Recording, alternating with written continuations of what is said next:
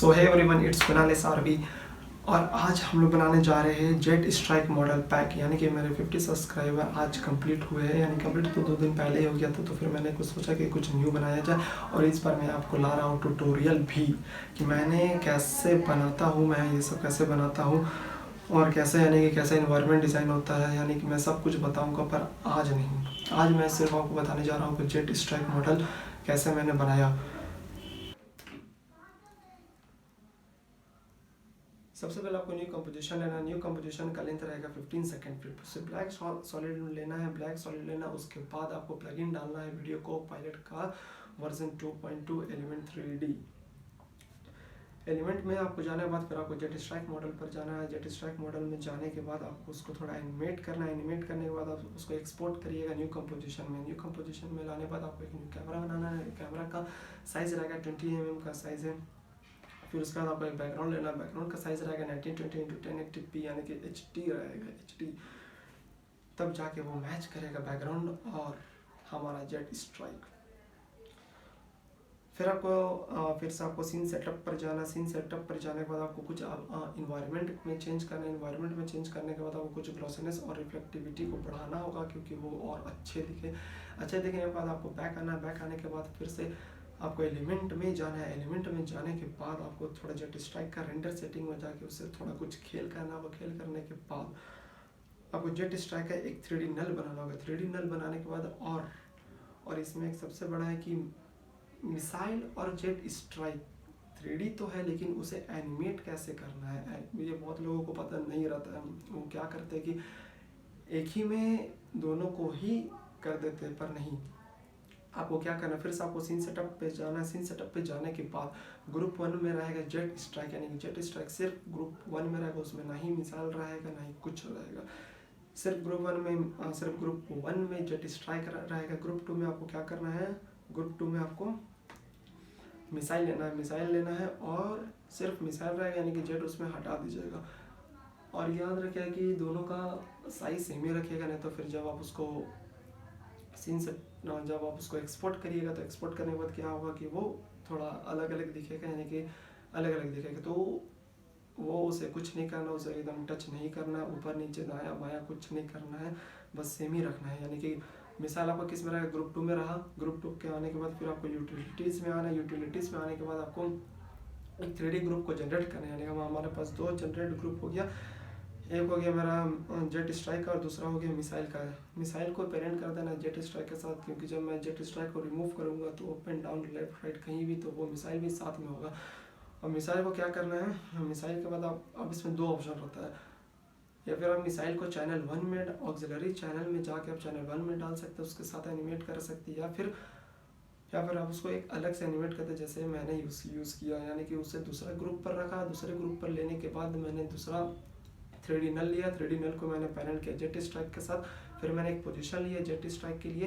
Position को मैंने parent किया जेट स्ट्राइक के साथ। फिर दूसरा पोजीशन लिया, मैंने उसे मिसाइल के साथ पेरेंट किया। फिर ये मेरा कंप्लीट हो गया, यानी कि जेट स्ट्राइक का मेरा एनिमेशन कंप्लीट करने के बाद फिर आपको क्या करना है, उसमें लाना है स्मोक कैसे लाएंगे। यानी कि जब मिसाइल निकलता है तो थोड़ा धुआं निकलता है ना, तो उसके लिए कैसे यूज़ करना है वो बताता हूँ आपको। उसको यूज़ करने के लिए आपको एक न्यू लाइट लेना होगा, यानी कि 3D लाइट लेना होगा। लाइट मैं इसलिए ले रहा हूँ क्योंकि हमारा जो जेट स्ट्राइक है वो 3D है। 3D तो लाइट भी है कि 3D है, तो इसीलिए वो मैंने लाइट लिया, क्योंकि वो अच्छा 3D स्पेस पर काम करता है। अगर आप कुछ भी अगर सॉलिड लेते, सॉलिड में अगर आप 3D अगर उसको यूज़ करते तो वो नहीं होता, कुछ नहीं होता।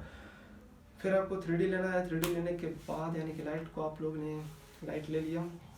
फिर लाइट को क्या करना है, मिसाइल का पोजीशन को कॉपी करके लाइट का पोजीशन पर कॉपी करना। फिर आपको एक न्यू सॉलिड लेना ब्लैक कलर का। फिर से सॉलिड लेना है। मैंने यहाँ पे यूज़ किया है थर्ड पार्टी प्लगइन, जो कि रेड जाइंट का है।